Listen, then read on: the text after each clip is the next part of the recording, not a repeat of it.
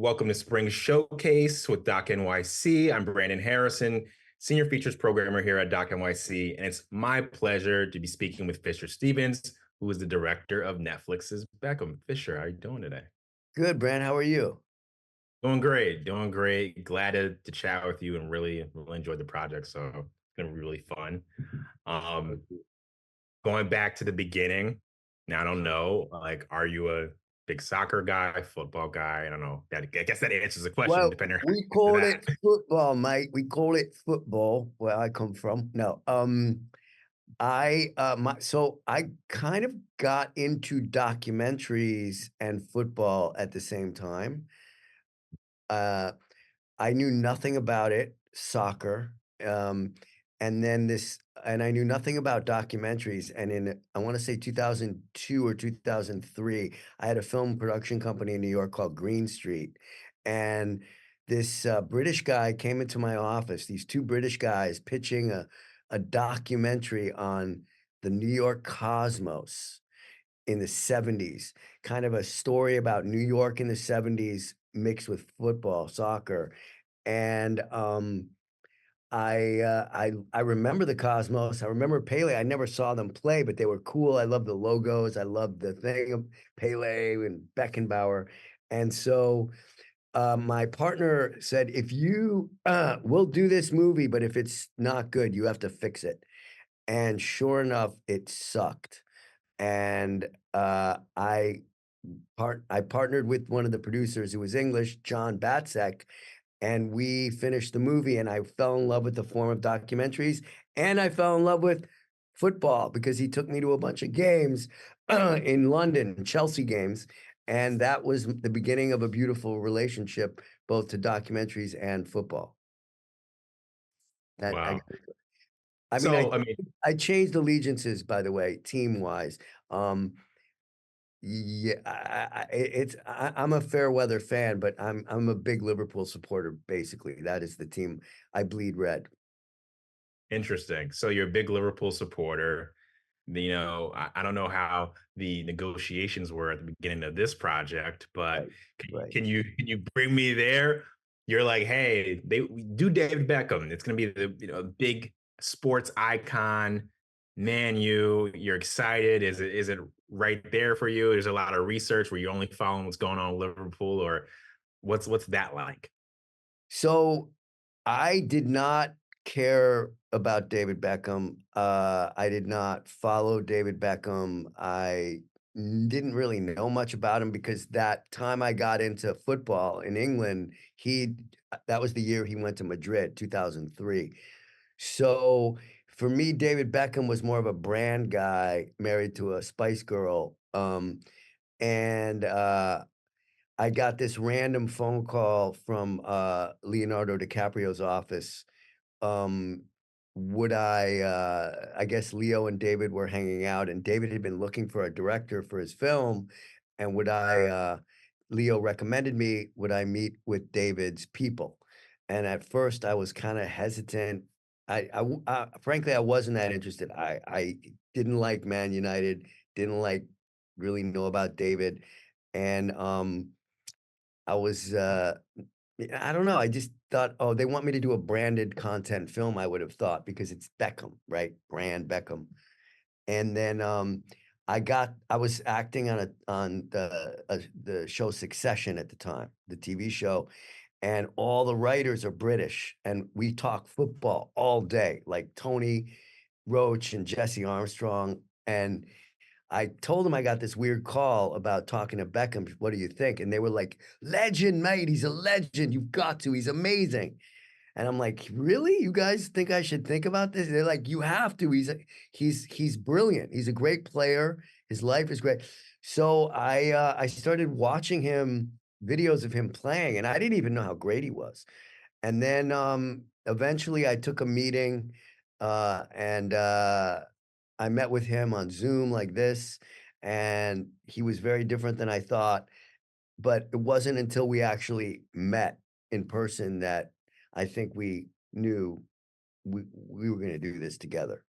But I was very resistant at first. You would never really tell that from the way the interviews seem to go, like, in the project, it's everything's so comfortable and at ease. Can you talk about building that process? Was it the first Zoom and, things were kismet since then? Or, you guys hang out and build that rapport? Can you talk about that? Because it just feels like, you guys are hanging out every time you watch one of the interview sections. Well, that's nice. Yeah, we met, I think we had 3 meetings. Well, we had a big meeting, before I started shooting just to tell him what I needed, and I basically told him, "I need you to be open with me, and I need a lot of time with you. Like, I need you to give me hours of your time because that's how we'll make this great." I have to say, he's the nicest guy. I mean, we just kinda vibed, you know? I was surprised at how affable, and he's a down to earth guy, and he's really, compassionate. He's very emotional when he starts talking about stuff, which I would have he's been so curated as a person. And I knew the only way to make this work was to non-curate him. So I basically told him, like, I'm not gonna light you very much. It's not gonna be like a commercial shoot. It's gonna be you and me having coffee." And, uh, and that's what we did. And to his credit, like, he gave me a lot of time, like, 'cause it takes time. And he's not used to talking. The guy had never been to therapy, it's not like, he was re-examining parts of his life for the first time in years. So my job as a documentarian is also to give the audience the real essence of the person. So that was what I was constantly trying to do, was to show you who he was. The guy that I hung out with the few times, I mean, you don't wanna become their best friend either, but, you do wanna establish rapport, and that's kind of my job. And I think he trusted me, and it took a little time. It wasn't it wasn't like the first interviews. They all had great parts to them, all the interviews, but we got more and more comfortable as time went on, I think. It's funny you mentioned the therapy thing and it, like, opening up over time. I think, like, in episode 2, and Victoria is just talking about how she had not thought about all these things in so long and just revisiting them and bringing these things up again. For you, like, did you go in with a plan, or are these things being just revealed to you as you go? You're like, "Oh, that's a new beat. That's a new beat." These are the things that are just coming out of the woodwork. Was a lot of surprises coming out of those interviews? Well, for you as a director, but also for them? Yeah, I always came in with a very strong plan, but I'm always ready to just pivot. And sometimes David would like what happened one day, which is really, really interesting. And I think one of the best interviews that we did was, I was planning on talking to him about, his early days, his more about his childhood, and I showed up at the interview and I said, "Hey, David, we just, interviewed Sir Alex Ferguson," or maybe we were about to interview him, and I said, "He's agreed to do the interview, and we're very excited." And then, uh, he did a 90 minutes on Alex Ferguson, Sir Alex Ferguson. Not planned at all, got very emotional. It's that great moment in the movie where he's like, he never called me to tell me that I was leaving. He never called me, and he gets very, but that was all supposed to be another interview, but it was because I brought it up that we were about to see him, that David just like he was flooded with emotion, flooded with, and we just went with it, and I just stayed on that track for 90 minutes. And so, I wasn't prepared to do that at that moment, but it turned into that, and it was a beautiful thing because it was so real and raw and fresh, and his emotions were just brimming, so to speak. But, I would go in with, like, beats and ideas, or I would interview Victoria, and she would say something that would trigger more ideas for us to go down learning things about David as we go. Gary Neville was another, very important part of the process for us. Gary, and David started together when they were 14 at Man United, and they played together until David left, to go to Real Madrid at 27, so, like, almost half his life was with Nev. So Gary had a lot to say, and Gary can talk and is really comfortable. Um, so he constantly was enlightening us on parts of David's personality that, we would have not known had we not spoken to Gary first. Um, it was great. The thing about David that was so wonderful and why he's a good person is he has these long friendships, these long bonds, and they're so important to him. And it kinda shows you the loyalty and the kind of personality that someone has that's able to have these friendships that just are so long lasting. And it really helped me as a filmmaker clearly too. You mentioned this at the beginning a little bit, just that like your initial perception was like Brand Beckham, and then you're talking to him, and he's a really introspective guy. It's emotional and these sorts of things.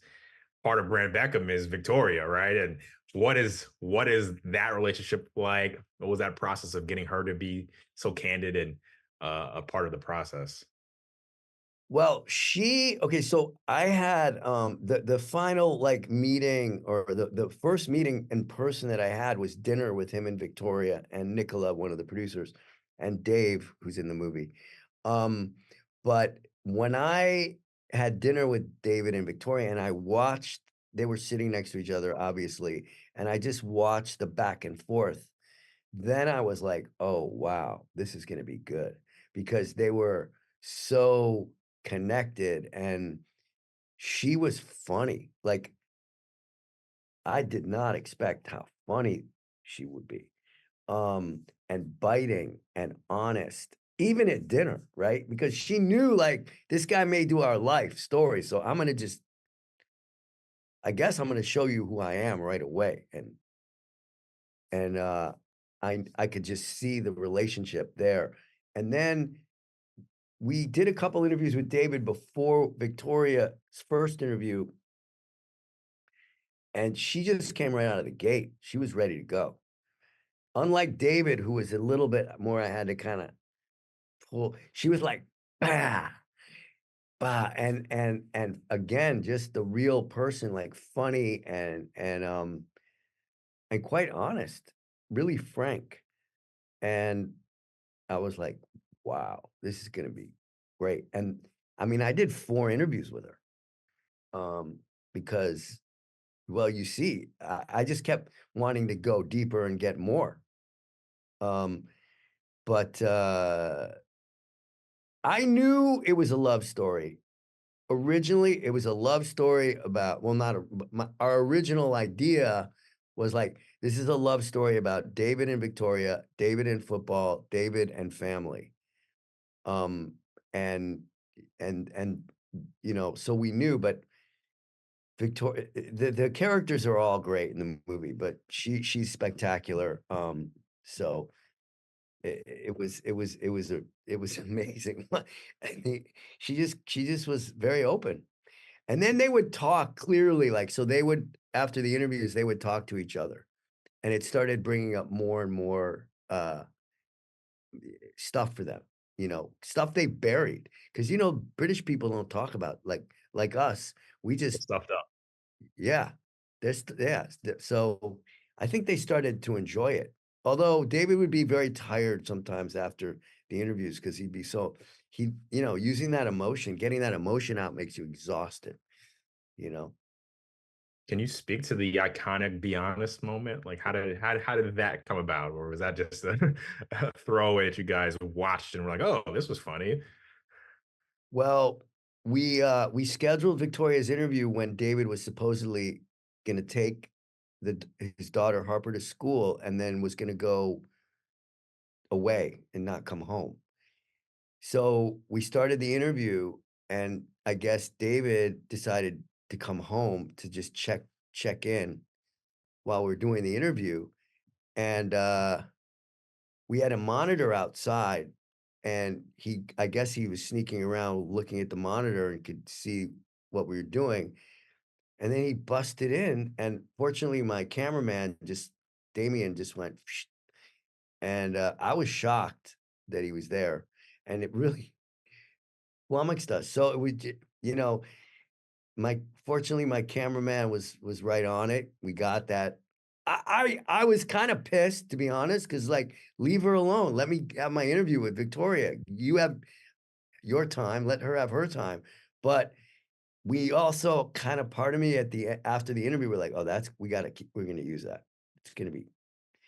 But then I had to tell him to go. Like, "It's David, you have to leave. Like, don't come back. Go away. We need 2 more hours with your wife, and she doesn't want you here. I need her to speak honestly, like, so you're not here." Um, but it worked out. You mentioned a little bit about the love story, right? And I don't know if it's a hate story, but something that's very like prevalent in the second episode is like this relationship with the press.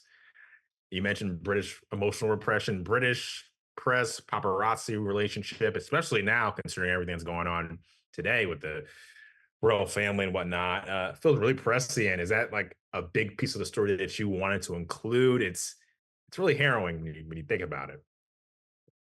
Yeah, well, I didn't know any of this stuff, of course, being an American and not paying attention to the to that part of the world and or to David Beckham and Victoria at that time. I was just trying to get a job as an actor, worried about my selfish self. But we did want to make a bit of a social commentary to like look at what they went through, look at what the press and the media did to these people, and we just the footage obviously was there, and I mean, after the red card, after David was, thrown out of the Argentina game, what he went through was just mind-blowing, like, uh, so I was so taken with that, and I think it helped that I was an American and that I didn't have any preconceived memories or notions of that moment because just I didn't really realize. So I wanted to hit it hard, and I wanted the press and the media to see what they did and how they behaved. Now, they're still doing it, clearly, as you mentioned. It it hasn't changed, and it probably won't change, but it was, very dramatic and kind of shocking what these people went through. The other thing is, like, how did David and Victoria, A, stay together for so long, and B, not become, massive drug addicts or alcoholics? Because how to put up with that and still keep your family so tight and have the family unit so tight, that was another revelation to me, like, how strong these people are. But we did wanna we wanted to show also, there's something about the aughts and the '90s that is it's like 25 years ago, but it feels like another time period, pre-internet, pre-social media, and, yeah, I think we were all taken with that. I just wanna do a shout out to Michael Hart, my editor, who's just magnificent and a brilliant editor, and my team, John Batsek, my producing, Billy Shepard and Nicola Howson. I mean, it was just such a wonderful experience, but we all kind of saw this as also a cultural moment that we wanted to share and to shed and to enlighten people who didn't know or who weren't there. You know what's funny about that is that for me, a lot of that stuff was long ago, but there was media, there was things that were happening. And for you telling the story of two incredibly prominent people, to me, it felt really lived in the archival. Like, what was the process navigating that? I'm sure there's so much chaff about them to get through and to Mm, really build a story. Can you talk about the archival process? Were there any surprises of being like, oh, hey, this is a big find? I'm sure his dad had everything recorded, but yeah, just yeah. it's really amazing. Yeah, the archival was overwhelming for sure, I will say. there were some real gems there. There's a moment, I don't know if you remember, but when it's at Real Madrid after a game, David is in his car with Victoria, and Brooklyn is like, I think Brooklyn is 2 years old or 3 years old, and they're driving, and they're banging on the door, banging, banging, banging, and it's okay, and Brooklyn is going, "Oh," Brooklyn is freaking out, and it gives you, like, an insight into like, I really felt like at that moment, you're with them in the car experiencing it, and that was video that we found on an old phone of we found that and we were like, "Oh my god." It was somebody's personal somehow we got it through, I think, David's personal archive, but it was like, when we found that, that was incredible, and then the other stuff, like, we found this paparazzi videos of David, like, they're following him while he's dropping his kids off at school, and they're gonna, like, run him and so we found these Spanish paparazzi, this footage of them hounding the guy, and that stuff was like, wow, that was crazy stuff, and then obviously there's all the news clippings but the family archive was overwhelming. There was so much of it, and, you know, I mean, we could have done 5 more episodes really because we had so much archive. I mean, when you go to someone and you say, "Hey, I'm doing the David Beckham doc," what's the reaction? There's a lot of great interviews in this that I really love the administrative assistant, the paparazzi guys, even like I love Simeone. He was really great. I really enjoyed him. What were some of the reactions? Were there any difficult gets? Yeah, I would say, well, the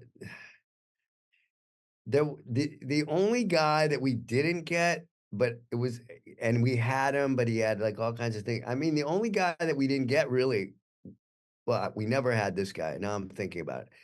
Glenn, we didn't get Glenn, the manager, Huddle. We asked him to be in it, he didn't wanna be in it, but, you know, other than that, pretty much everybody was, like, down, you know? Um, I was a little nervous about interviewing Sir Alex, Ferguson, just because he's such a legend. Um, and, fortunately, he was a Succession fan, so he knew who I was. But well, he didn't know who I was, but he knew my character. So that kinda broke it, and he was friends with Brian Cox, Logan Roy, so that was good. Um, the other guy I was really nervous for was Roy Keane, because he's Roy Keane. He's a bruiser, and, I think he may have been a little bummed out. I didn't use him as much as maybe I could have, but I just I also he I kinda love him. He's like a legend.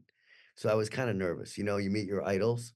So Roy Keane was like one of my heroes. So, anyway, no, that was it. I didn't we didn't get a chance to interview Zidane, but, he was one guy that we had it scheduled and then it just didn't work out. But, his presence is felt in the movie anyway. So, um, it was a cool I tried to find somebody to talk shit about Beckham. Like, I wanted to find somebody to say, "Oh, he's a shitty guy," or, "Oh, he" everybody loves him, man. Who knows him? Who knows him, you know? That's awesome. I mean, speaking of interviews, I mean, his parents, I feel like that really is the core thing of all the things you've explained about like his dynamic and that kind of stuff. In that room, when he's talking about his dad, and then I guess your interview with him as well. What was that like? Like, were the emotions really stringent? Was that when you really felt that emotional pull? It felt just so honest. Um, did you knew you had it then after the interview? Yeah, I mean, I did it look, I'm kind of obsessive, so I, like, did a few interviews just to make sure, and the beauty of this movie was, like, people gave me their time, which was so I mean, I interviewed the dad a few times and the mom, and they're so different, and, they're not together anymore, so, you know, But yeah, and David is he still gets emotional talking about his parents, which is great. It shows you how much he cares.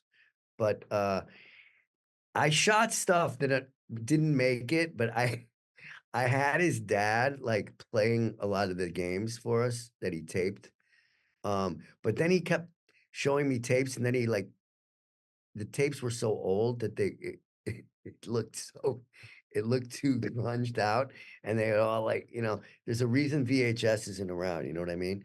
But, but the dad would just he's just still he still likes to watch his kids' games, man, you know, from when he's playing. I mean, they're very it's a very, tight-knit emotional family. So, I mean, going back to the Brand Beckham thing, and I'm really curious.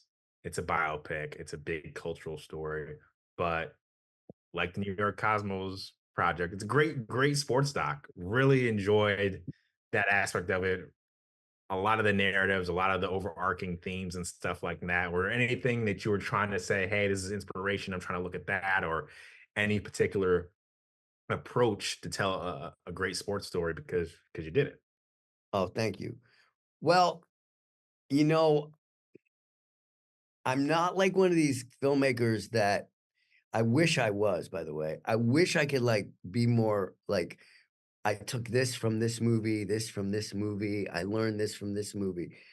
I can say the one sports film that I watched over and over again, but it hasn't well, I there were 2, but they have nothing to do with this movie, but Senna, about Ayrton Senna, the Formula One driver, is kinda my favorite probably my favorite sports documentary, and I found myself constantly just watching it for inspiration, but it didn't that's all archived, there's no interviews.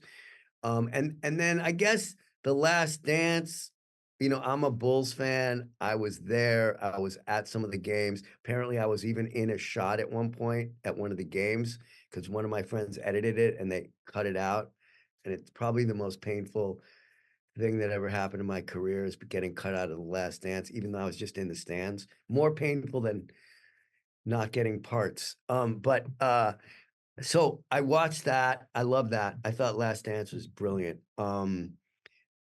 But no, I I I actually watch movies more to get inspiration. I like to make these documentaries like fiction films, and that started on Cosmos, which has ta when we did The Cove, we kinda I think we were one of the first docs to go, like we watched Ocean's 11 like 16 times, and we wanted The Cove to be like Ocean's 11.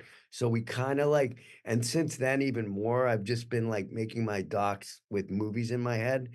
So, yeah, Beckham's life is so operatic, up and down and so we even score it kinda like a feature, the score and cutting to source music, and we had that in our head, and Michael and I were very aligned, Michael Hart and I on that.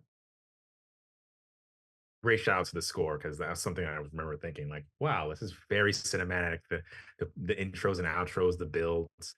Um, but yeah, like this is my last question, and it's I guess wide scoping for your experience. Did your perception change? You had this guy in your head that you didn't follow too much. British guy, people know is a big deal. You spend this, I guess, a really intimate journey with him. What's your takeaway? Well, yeah, I mean, he wasn't what I thought. It continued the craziness of his life was so much bigger than I ever imagined. The chaos, the assault at points of your privacy, and I think what I took away was just how strong he is mentally, and just how disciplined. And he's still disciplined. He still works out. He still, you know, gets up. He shows up on time. He's nice to everybody. He introduces himself to the crew. He's a professional, man. He's really he's kind. And just the fact that he's been able to keep it together, keep the family together is, is pretty, inspiring to me. Um, and also, I just love the characters that surrounded him, obviously, because we had them and, and just, just the madness of both of their lives. I didn't intend to make anything other than the truth. That's really what I wanted to do, was just to tell as close of a story to the truth and to show you as close, uh, to the essence of the people as close as to who they are. So that was kinda what I set out to do, and hopefully we did that, and that's why I needed to interview the guy for 38 hours. Well, you did a good job. I was entertained. I hope millions and millions and millions of other people were definitely entertained. Fisher Stevens, Beckham, thanks so much for joining us on Spring Showcase. Thanks for having me, and, I really appreciate it, and now you make me miss England, and look, Liverpool's got a real shot this year, so let's go Reds.